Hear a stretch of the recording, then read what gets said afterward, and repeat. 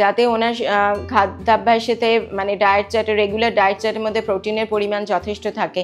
সেটা আবার খুব বেশি বাড়ানো যাবে না, কারণ যেহেতু বয়স্ক ব্যক্তিরা তারা একটু সিডেন্টারি লাইফস্টাইলে অভ্যস্ত থাকেন, বাড়ি থেকে বেশি বেরোনো বা ইত্যাদির ব্যাপার থাকবে না।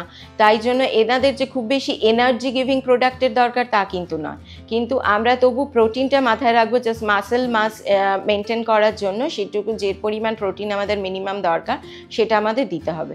তো সেক্ষেত্রে আমরা যেটা করতে পারি, ধরুন কোনো ব্যক্তির জন্য কাউজ মিল্ক মানে গরুর দুধের দরকার, গরুর দুধের যদি তিনি গরুর দুধ আবার হজম করতে না পারেন, তাহলে গরুর দুধের বদলে আমরা কিছু অন্যান্য ছানা, পনির এই জাতীয় প্রোডাক্ট আমরা দিয়ে প্রোটিন মেনটেন করতে পারি।